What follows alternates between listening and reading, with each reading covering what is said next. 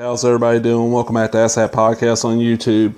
What I got here is Classic X-Men, issue number 6. This is from 1986. So this was a series where they took, starting with Giant Size X-Men number 1 and working their way forward. They were reprinting what's pretty much the most popular run of X-Men. You know, the Claremont, Byrne, and before Byrne, Cockrum and all them stuff. Because at the time, trades were not a big thing. Nowadays, you know, hell, most comics are written for the trade. That's why most comic stories are 6 issues or 12 issues. So they can get that trade out there because that's where the money is, honestly. And a lot of collectors nowadays, you know, they wait for the trade. I understand that.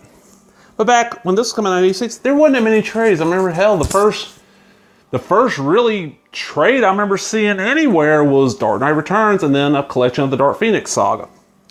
And this was $1. Back when comics were, you know, a little bit less than that, but you got this really nice Art Adams cover here. And this is a series where I pick these up anytime I see them, if I don't already own the issue, as long as they're cheap, you know, $1 or less, because there's added stuff in here. They, you know, at least for a while, they were adding a couple pages each story. And usually it'd be a backup. That's the only place it appeared. And yes, at one time I had a run of Uncanny X-Men, or just X-Men from issue 100 to 300. And over the years, I've slowly sold off a lot of those. But I have the essentials from issue, you know, Giant Size number 1, then issue 94, all the way up to, hell, someplace past 200.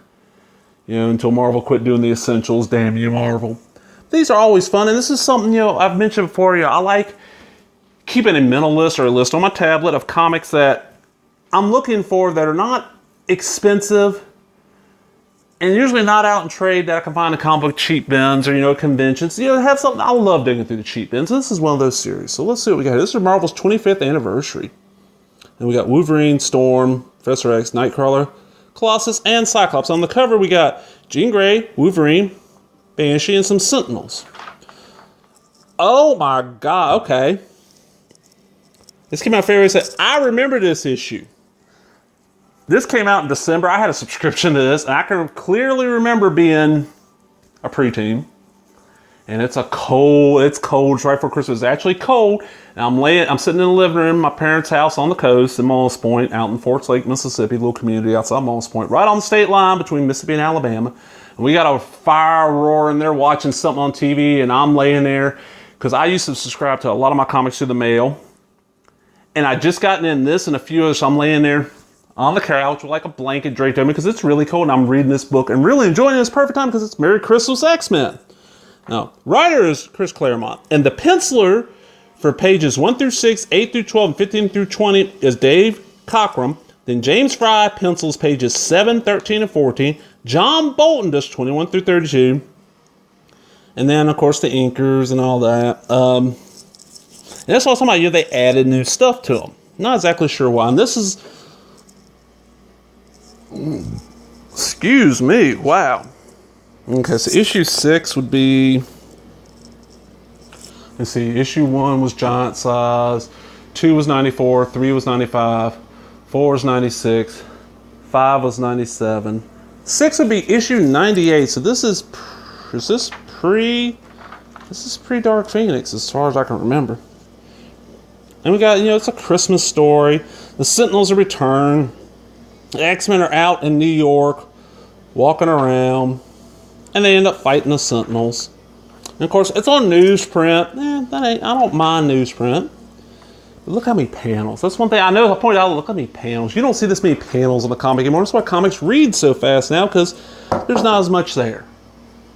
They're going for that widescreen movie feel. Well, honestly, most of the time, if I want a movie, I'm going to watch a movie. If I want a comic, there's things you can do in a comic you can't do in other media. That's why I like comics. They're a visual and written media that combines the two to become more than the sum of their parts. And look, we got Colossus. And he's, who is that girl? Elizabeth. Okay, that's not Kitty. This is where Kitty appears. He's going to a play and he's talking about the Hondo Ballet. I haven't seen Anya since the morning she ran away from me. I hope she is well. Is that one of the new pages? It probably is.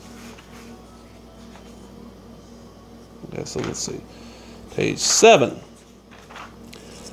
Yeah, you can tell that. I mean, they try to make the art the same, but they just added a little bit to story. That page is, the art's different.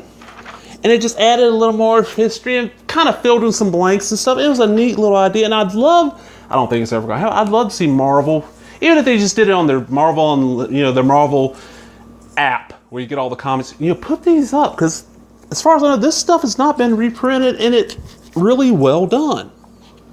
And of course, they get captured by the Sentinels. Like this part, Jean's trying to run in her dress, and Wolverine just kind of rips her skirt off. And of course, once the story's over, oh yeah, that's when they find out they're not on Earth. We get a backup story, and this is definitely John Bolton. And it's just Jean Grey kind of getting ready for a date, it looks like. I haven't read this one in a little while. With old boring ass Cyclops, and look at this. The Phoenix and the Carpet. Foreshadowing a little bit, 5 shadowing, maybe even 6 shadowing. And it's a silent comic, pretty much. There's no dialogue as far as I can see, but just a neat little thing. And then we get, of course, I was right, 98.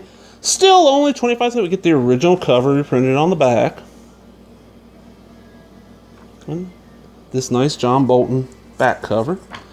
If you enjoy the X-Men and you've not read a lot of the old Uncanny stuff, it's from the 70s, it's not that old, but yeah, you find these in your comic book cheap bin, like I said, $1 an issue, maybe even up to $2, but they're definitely worth checking out. Because even if you've read the stuff, there's stuff added in here. I don't know how long they kept on adding stuff, because I dropped reading it around, I know I read at least the first 2 years, maybe it became X-Men Classic after a while, and sometime after that I quit reading it, but definitely worth checking out. So hope you enjoyed that. If you did, remember, give me a thumbs up, leave a comment, subscribe. Matter of fact, you know what? For comments, if you watch this video all the way to the end there, put in the comments who your favorite X-Men member of the X-Men team is, and what got you into reading the X-Men. Was it the Fox Kids cartoons from the early 90s? Was it the movies? Was it, what was it? For me, it was, I got introduced to the X-Men through the comics, but what really got me into them was Amazing Spider-Man and his Spider Friends.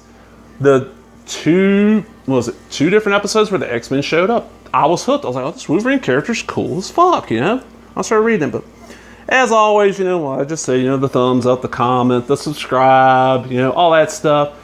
And a big thank you out there to everybody who watches every video. Everybody out there who watches the videos, leaves comments, subscribe, spreads the word. If you enjoy these videos, spread the word. Somebody else that enjoys comics and all the media I cover, tell somebody else about that. I'm not doing this as a hobby. I don't do this for money.